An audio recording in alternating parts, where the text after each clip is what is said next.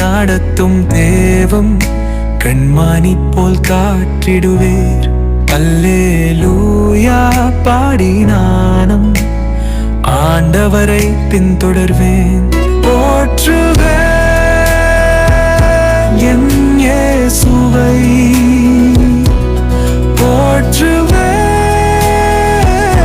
என் நேசரை.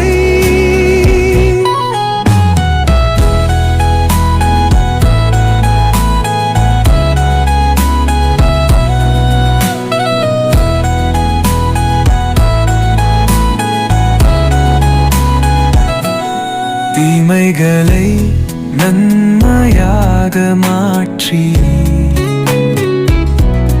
என்னை என்றும் மகிழ செய்வி.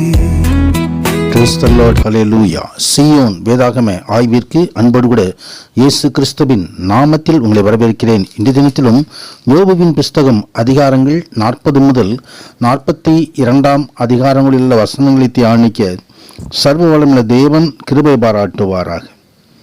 40வது அதிகாரத்தில் தொடர்ந்து கர்த்தர் யோபுவோடு பேசுவதை குறித்து பார்க்கிறோம். சர்வ வல்லவரோடு வழக்காடி அவருக்கு புத்தி படிப்பிக்கிறவன் யார்?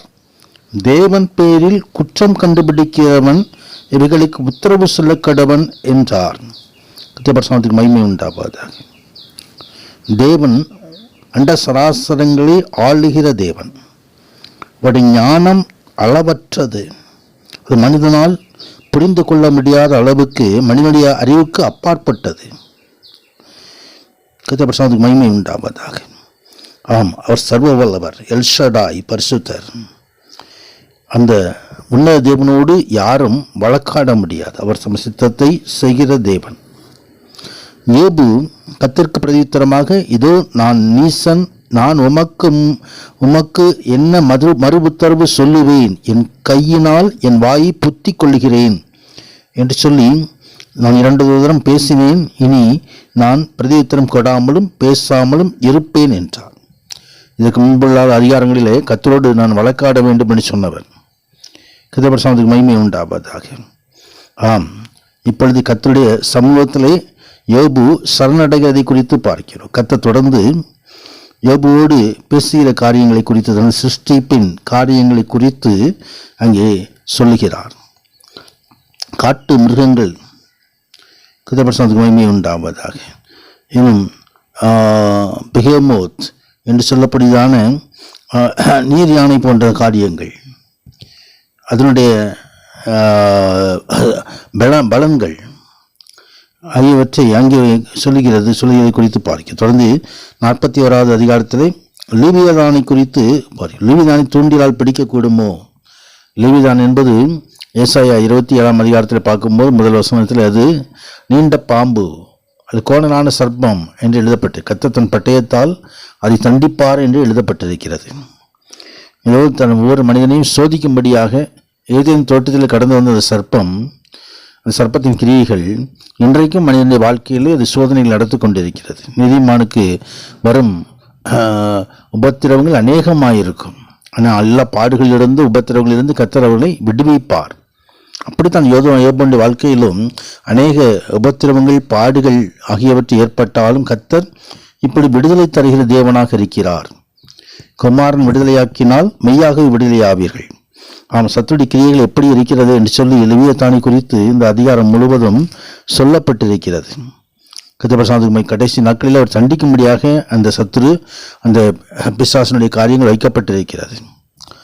42வது அதிகாரத்தில் யோபு கர்த்தருக்கு பிரதியுத்தரமாக, தேவரீர் சகலத்தையும் செய்ய வல்லவர், நீ நினைத்த காரியம் தடைபடாது என்பதை அறிந்திருக்கிறேன் என்று சொல்லி ஆண்டவருடைய சமூகத்திலே தன்னை ஒப்புக் கொடுக்கிறதை காரியத்தை குறித்து பார்க்கிறோம். கர்த்தருக்கு மகிமை உண்டா. என் காதினால் உம்மை குறித்து கேள்விப்பட்டேன், இப்பொழுதோ என் கண் உம்மை காண்கிறது. என் மீட்பரை என் மீட்பர் உயிரோடு இருக்கிறார், அவர் கடைசி நாளிலே காண்பேன் என்று சொல்லி யோபு என்பது அதற்கு முன்பதாகவே ஆண்டவராகிய தேவன் யோபுவோடு பேசும்படியாக வந்துவிட்டார். கர்த்தருக்கு மகிமை உண்டாவதாக. ஆம், தேவன் தன்னை மறைத்து கொண்டிருக்கிற தேவனாய் இருந்தாலும் கண்களுக்கு புலப்படாமல் அவர் தாமே சர்வ வல்லவர், தேவனை ஒருவனும் ஒரு காலம் கண்டதில்லை என்று எழுதப்பட்டிருக்கிறது. ஆனாலும் தனது பிள்ளைகளுக்கு அவர் வெளிப்படுத்துகிற கர்த்தர். இடத்தில் சுத்தமுள்ளவர்கள் பாக்கியவான்கள் அவர்கள் தேவனை தரிசிப்பார்கள் என்று எழுதப்பட்டிருக்கிறது. கதபரசனத்துக்கு மகிமை உண்டாவது. தேவனாகி கர்த்ததாமே யோபோடு பேசினார். யோபின் முன்னிலையை பார்க்கிலும் பின்னிலை ஆசீர்வதிக்கப்படும்படியாக அவன் தம் சிறைப்படும் திருப்பும்படியாக காரியங்களை செய்தார். யோபுவினுடைய சிநேகர்களுக்காக ஜெபிக்கும்படி பலி செலுத்தும்படி கெட்ட பொழுது அவங்க யோபு சிநேகர்களுக்காக வேண்டிக் கொண்ட பொழுது யோபுடைய சிறையிருப்பு மாற்றப்பட்டது. இரட்டத்தின் ஆசீர்வாதம் கொடுக்கப்பட்டது.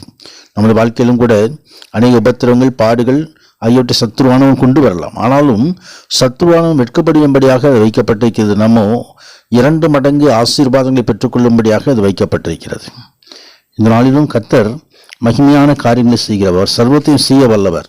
நம்முடைய வாழ்க்கையிலும் மகிமையான காரியங்களை செய்தருள்வாராக. பரிசுத்த நாமத்திற்கே மகிமை உண்டாவதாக. ஆமேன், ஆமேன்.